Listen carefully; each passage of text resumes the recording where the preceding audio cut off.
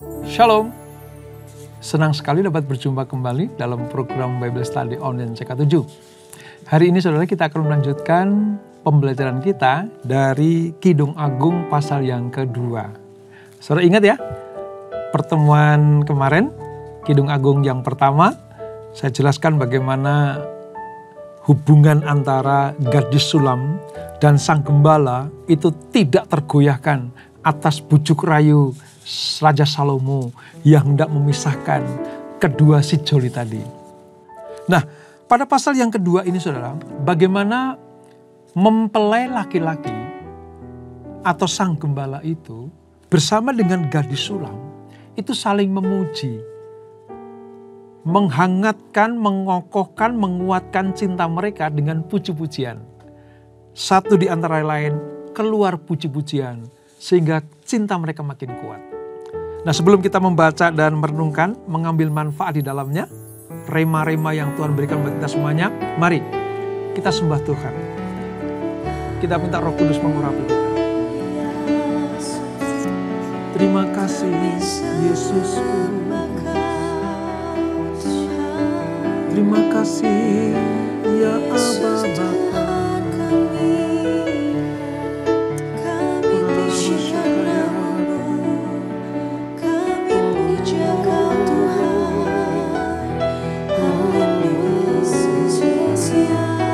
Syukur bagimu.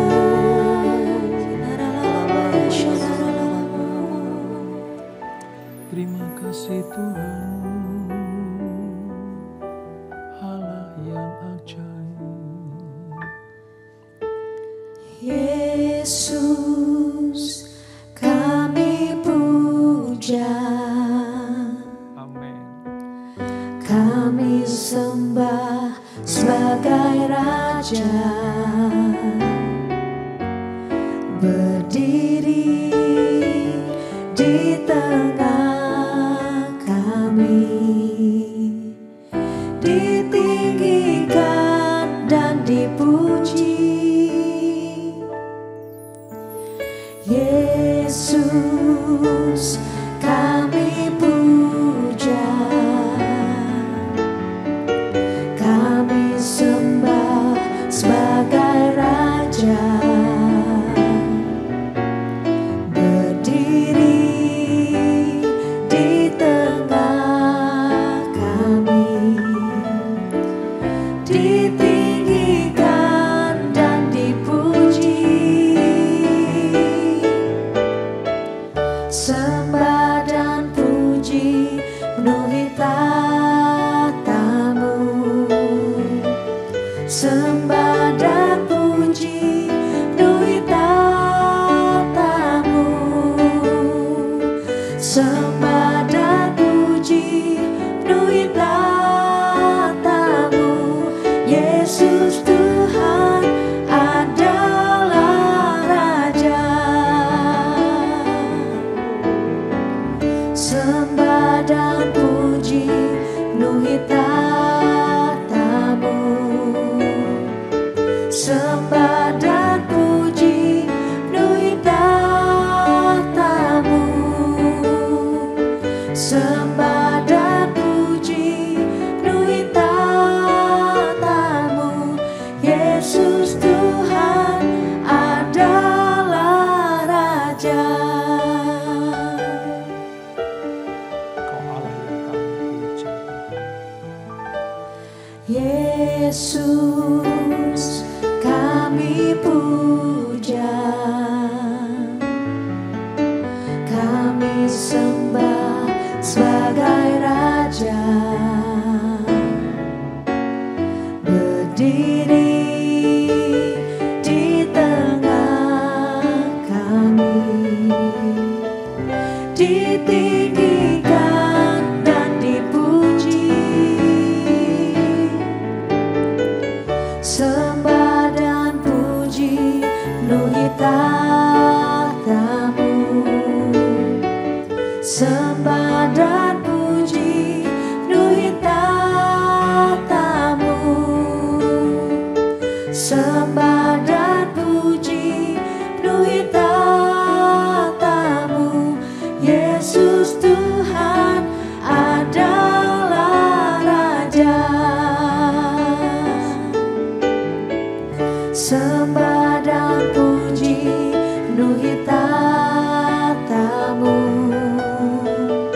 sembah dan puji penuhi tatamu, sembah dan puji penuhi tatamu.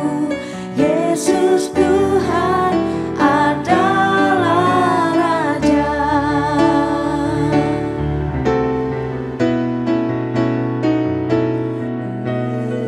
Sembah dan puji penuhi tatamu, sembah dan puji penuhi tatamu, sembah dan puji penuhi tatamu. Yesus Tuhan adalah Raja. Yesus Tuhan adalah Raja. Yesus Tuhan adalah Raja. Engkau Raja, kami Tuhan, kami bersyukur. Raja kami,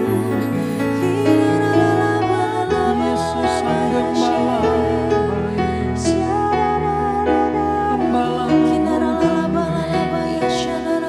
Oh satu-satunya kekasih jiwa kami.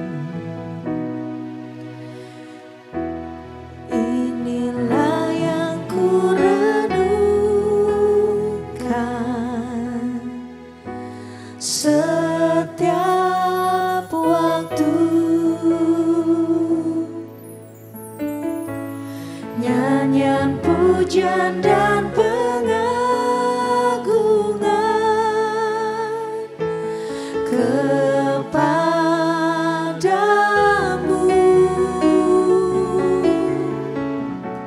Biarlah manis kau dengar, Tuhan, manis kau dengar, Tuhan, dan hatiku bersuka karena-Mu. Inilah yang ku renungkan setiap waktu, nyanyian pujian dan pengagungan kepadamu.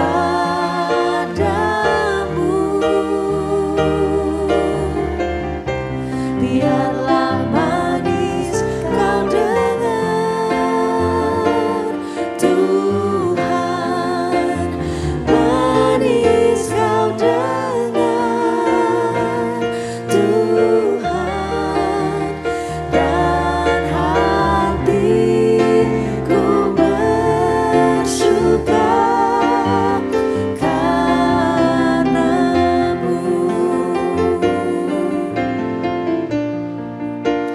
Dan hatiku bersuka, dan hatiku bersuka, dan hatiku bersuka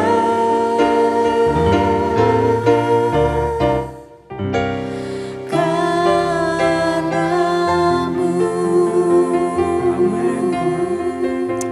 Sungguh hati kami bersuka karena kebaikan Tuhan. Kami bersuka karena kami menjadi milik kepunyaan Tuhan. Kami bersuka karena Allah yang kami puji, kami sembah adalah mempelai laki-laki kami, yaitu Yesus Kristus. Urapi kami Tuhan untuk memulai kembali pembelajaran kami. Roh Kudus jamah kami supaya kami mengerti apa yang Kau firmankan. Di dalam nama Yesus, mari yang siap belajar firman Tuhan, sama-sama kita katakan amin. Nah saudara, kita akan membaca dari Kidung Agung pasal yang kedua. Seperti saya katakan tadi bahwa Mempelai laki-laki dan mempelai perempuan, yaitu gadis sulam dan sang gembala, itu saling memuji. Ya di hadapan mereka berdua ataupun di hadapan orang lain termasuk Raja Salomo. Nah, apa pujian-pujian mereka? Mari kita baca. Di halaman 723 di Alkitab buku kita, saudara. Demikian firman Tuhan, Kidung Agung pasal yang kedua. Bunga mawar dari Saron aku, bunga bakung di lembah-lembah. Seperti bunga bakung di antara duri-duri, demikianlah manisku di antara gadis-gadis. Seperti pohon apel di antara pohon-pohon di hutan, demikianlah kekasihku di antara teruna-teruna. Di bawah naungannya aku ingin duduk, buahnya manis bagi langit-langitku. Telah dibawanya aku ke rumah pesta, dan panjinya di atasku adalah cinta. Kuatkanlah aku dengan penganan kismis, segarkanlah aku dengan buah apel, sebab sakit asmara aku. Tangan kirinya ada di bawah kepalaku, tangan kanannya memeluk aku. Kusumpahi kamu putri-putri Yerusalem, demi kijang-kijang atau demi rusa-rusa betina di padang.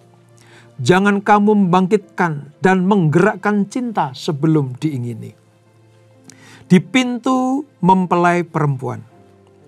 Dengarlah kekasihku, lihatlah. Ia datang melompat-lompat di atas gunung-gunung, meloncat-loncat di atas bukit-bukit. Kekasihku serupa kijang atau anak rusa.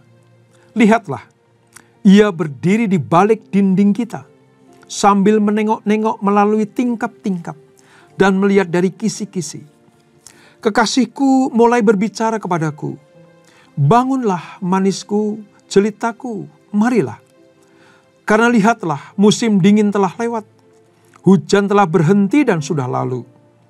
Di ladang telah tampak bunga-bunga, tibalah musim memangkas. Bunyi tekukur terdengar di tanah kita. Pohon ara mulai berbuah, dan bunga pohon anggur semerbak baunya. Bangunlah manisku, jelitaku, marilah. Merpatiku di celah-celah batu, di persembunyiannya lereng-lereng gunung. Perlihatkanlah wajahmu, perdengarkanlah suaramu, sebab merdu suaramu dan elok wajahmu. Tangkaplah bagi kami rubah-rubah itu, rubah-rubah yang kecil, yang merusak kebun-kebun anggur. Kebun-kebun anggur kami yang sedang berbunga. Kekasihku, kepunyaanku, dan aku kepunyaan dia. Yang menggembalakan domba di tengah-tengah bunga bakung. Sebelum angin senja berhembus dan bayang-bayang menghilang, kembalilah kekasihku. Berlakulah seperti kijang atau seperti anak rusa di atas gunung-gunung tanaman rempah-rempah. Saudara, yang kita baca ini adalah sebuah ungkapan cinta dari sepasang kekasih. Dalam hal ini gadis sulam dan sang gembala. Bagaimana secara kuat cinta itu diungkapkan. Lewat kata-kata, syair-syair, kalimat-kalimat, puisi yang indah. Yang menggambarkan bahwa sang mempelai laki-laki dan sang mempelai perempuan sama-sama indahnya dan sama-sama jatuh cintanya. Dengan mengungkapkan saling puja dan puji ini, mereka berharap tidak ada tangan-tangan, tidak ada oknum-oknum yang bisa memisahkan mereka. Dan itulah yang diungkapkan di pasal yang kedua ini. Sebab pasal 2 ini, saudara, mempelai perempuan dan mempelai laki-laki itu angkat bicara. Dan pembicaraan adalah saling memuji. Sudah begitu dilengkapi dengan apa? Sebuah aroma wangi-wangian yang mahal. Tadi disebutkan ya, ada narwastu, ada mur, ada bunga pacar. Itu mengibaratkan kenikmatan yang dialami dalam pertemuan kenikmatan yang sungguh-sungguh indah itu, saudara. Jadi pelajaran kita yang pertama adalah ketika hubungan kita mempelai perempuan dengan mempelai laki-laki kita, yaitu Yesus Kristus, bisa kita ungkapkan dalam puja dan puji. Seperti pujian kita tadi kepada dia, itulah pujian mempelai perempuan kepada sang mempelai laki-laki. Dan karena hubungan yang kuat, intimasi yang kuat itu, maka dilengkapi dengan bau semerbak, narwastu dan mur serta bunga pacar. Artinya apa? Sebuah suasana yang indah, penuh kenikmatan, itu bisa diciptakan, saudara. Hubungan kita dengan Yesus Kristus sebagai mempelai laki-laki kita, itu kita bisa kondisikan, kita ciptakan harum, indah, wangi. Selama kita menjaga cinta kita tetap murni dan kudus bagi Tuhan. Ini arti dari betapa wangi-wangian itu membuat semerbak sekeliling mereka penuh dengan harum, penuh dengan kenikmatan cinta itu. Nah, setelah mereka berkumpul, bertemu, saling memuja dan memuji, apa yang terjadi? Sang gembala itu datang ke perkemahan Salomo atau istana Salomo bersama dengan gadis sulam itu. Di hadapan Salomo, mereka menyatakan kasih sayangnya. Di hadapan Salomo, mereka saling menguatkan dan memuji. Sang gembala memuji sang gadis. Sang gadis memuji sang gembala. Supaya dilihat oleh orang lain, dalam hal ini Salomo. Bahwa sekuat apapun daya tarikmu, hei Salomo. Sekuat apapun daya tarikmu, hei dunia ini. Tidak mampu memisahkan hubungan yang indah antara mempelai perempuan dan mempelai laki-laki. Si gadis meyakinkan kepada sang gembala bahwa hanya dialah satu-satunya cinta abadinya. Gadis sulam meyakinkan di hadapan Salomo kepada sang gembala bahwa cintanya tidak tergoyahkan. Sehebat apapun tawaran Salomo, sehebat apapun tawaran raja yang agung itu, tidak mampu memisahkan gadis sulam dengan sang gembala itu. Saudara, dalam hal ini Salomo mengutarakan dalam kitab Kidung Agung ini, saudara. Lihat. Ada orang yang sekuat ini cintanya. Ada seorang gadis yang begitu polos dari desa, ya, tetapi dia mempertahankan komitmen cintanya kepada sang gembala, kekasih sejatinya. Salomo secara tidak langsung sedang memberikan peringatan buat kita semuanya. Allah sedang mencari orang-orang seperti gadis sulam ini. Yang mempertahankan iman, kepercayaan, kasihnya, cintanya, ya, hanya kepada satu-satunya kekasih jiwa, yaitu Sang Gembala Agung, Yesus Kristus. Allah sedang mencari orang seperti itu, saudara. Kalau Allah menemukan gadis sulam itu, maka saya berdoa, kita semua berdoa, biarlah karakter gadis sulam juga ada di dalam karakter saudara dan saya. Bujuk rayu sekuat apapun dunia ini tidak mampu memisahkan kita dari kasih Kristus. Bukankah itu sebuah ungkapan indah?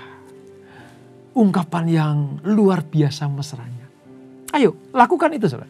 Di tengah dunia, kesaksian hidup kita yang memiliki hubungan intim dengan Yesus Kristus. Saksikan. Perkatakan itu. Tampakkan dan tampilkan.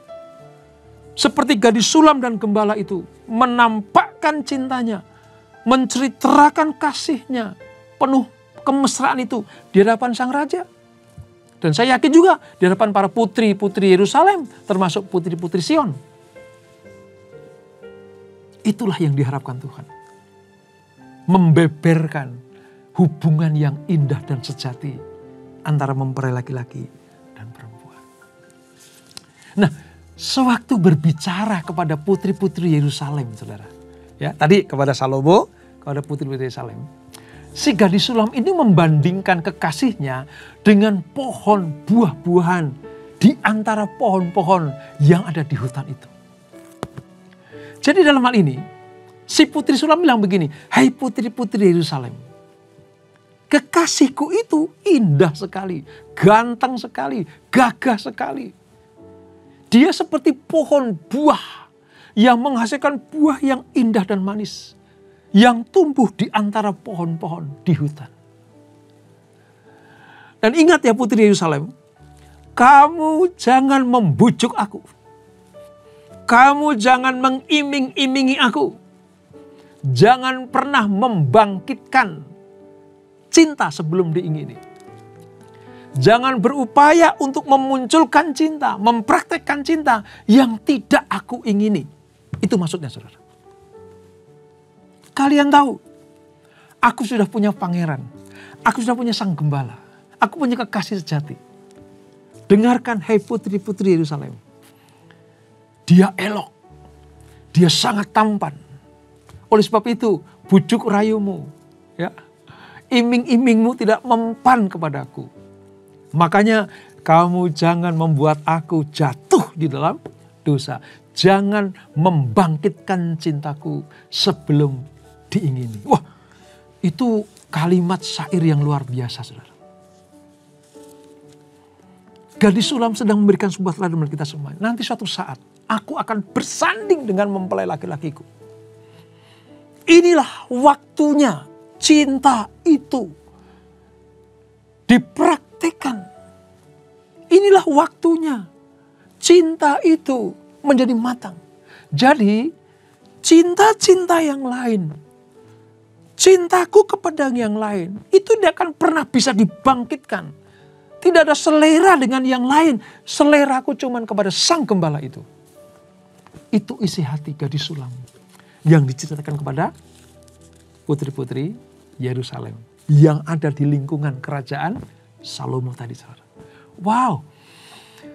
Kalau kita mengerti hal ini, saudara, Kidung Agung itu bukan sekedar ungkapan cumbu rayu seorang kekasih saja, tetapi memiliki arti yang dalam sekali. Dalam sekali. Tuhan mau kita memiliki hubungan yang sangat intim dengan Yesus Kristus, Gembala Agung kita. Jangan dikatakan, saudara, gadis Sulam tadi berkata begini, semalam-malaman, sepanjang hari, selama jam-jam malam, ia tetap merindukan kekasihnya, yaitu sang gembala. Dan ia menginginkan, menasehatkan kepada putri-putri Yerusalem, kalian jangan ganggu kami. Itu intinya. Jangan coba-coba mengungkit-ungkit, merusak hubunganku dengan sang gembala. Wow, ini cinta yang kuat sekali. Yang digambarkan dari gadis Sulam kepada sang gembala. Nah, saudara, Alkitab membicarakan semua aspek kehidupan manusia. Tidak ada yang dianggap tabu dalam Alkitab ini. Selama apa, saudara? Itu mengungkapkan tentang kasih abadi dari umat Allah kepada Tuhan, dari Tuhan kepada umatnya. Kidung Agung itu membicarakan hubungan cinta dua orang kekasih, di mana mereka saling memuji, saling mengutarakan keindahannya.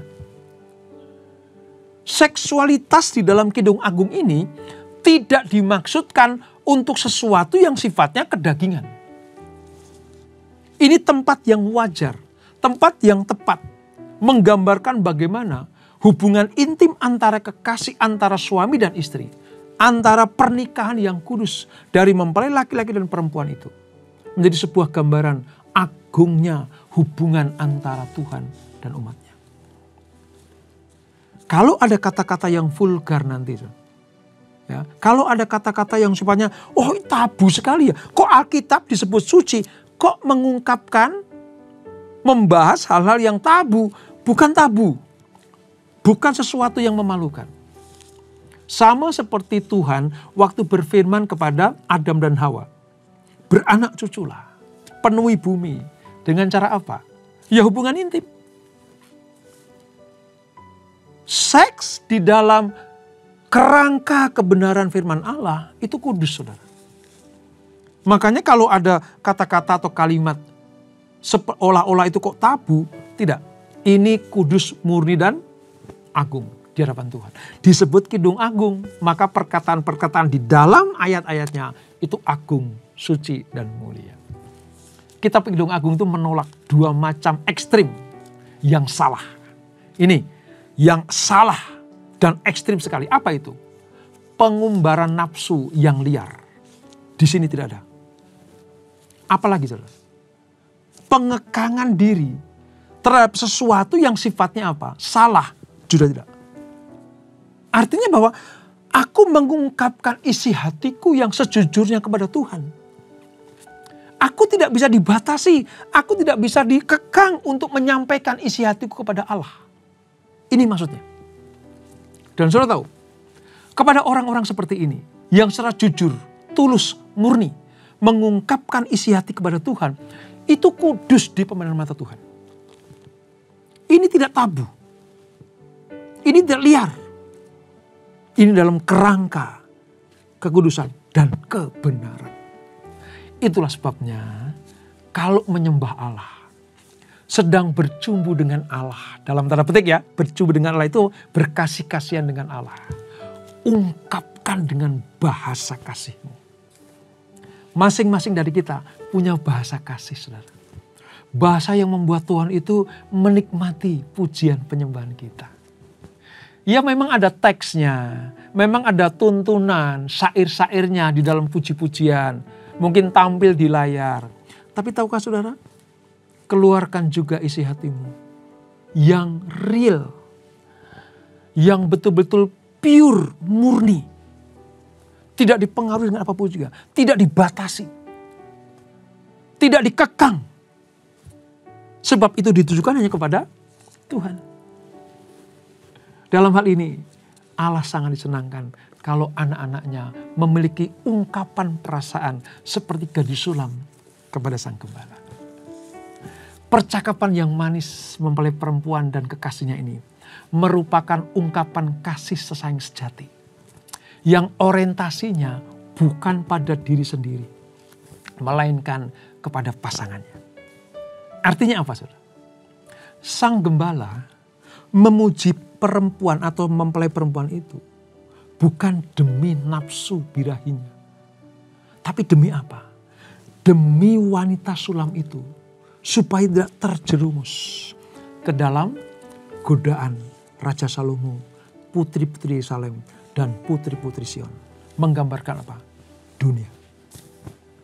Jadi cintanya sang gembala kepada putri Sion, gadis sulam itu bukan untuk dirinya sendiri, tapi demi keselamatan juga putri sulam itu. Sebaliknya, sang putri sulam ini memuji-muji sang gembala. Juga apa? Demi keagungan. Menjadi kesaksian bagi Salomo dan orang-orang lain.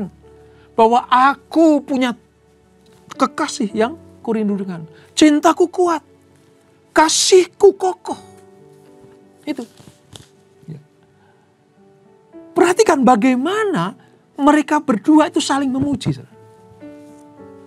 Ini. Sang mempelai perempuan begitu terpesona pada kekasihnya. Sehingga apa? Dikatakan, sakit asmara aku. Wah, saudara. Ya, ayat 3 dan ayat 6 itu ada kata-kata sakit asmara aku. Artinya begini, orang yang jatuh cinta sedemikian dalamnya, saudara, itu diibaratkan sakit asmara. Tujuannya hanya satu, pikirannya kepada sang kekasih, sang gembala itu. Apa yang dipikirkan, apa yang di hati, apa yang ada di jiwanya, hanya satu pribadi, sang gembala itu. Demikianlah kita sebagai orang-orang percaya, mempelai-mempelai Kristus. Pernahkah saudara jatuh cinta kepada Tuhan Yesus sampai diibaratkan sebagai sakit asmara, saudara? Ini satu kalimat yang luar biasa ya, kita temukan ini. Pernahkah saudara jatuh cinta sama Tuhan Yesus sampai sakit asmara? Yang di pikiran, di hati, di jiwa, di perasaan, di perkataan, hanya Yesus. Itu sakit asmara yang indah, saudara ya. Satu keadaan sakit nanti yang indah dan Tuhan suka dengan hal itu. Digambarkan juga bagaimana mereka rindu untuk saling berada dalam peraduan. Ya. Mereka kuat untuk saling bersatu, nggak terpisahkan. Intinya begini, kalau aku terpisah darimu, aku betul-betul menderita. Aku dihalang-halangi ketemu dengan engkau, aku betul-betul sangat susah hati. Itu disebut sakit asmara itu seperti itu, saudara. Ya. Jangan sampai ada orang yang menghalangi, hei putri Yerusalem, hei putri Sion, termasuk Raja Salomo, jangan coba-coba mengganggu hubunganku dengan Sang Gembala. Aku sakit asmara dengan Sang Gembala. Wow, luar biasa saudara. Dan saya akan tutup dengan sebuah pengertian begini.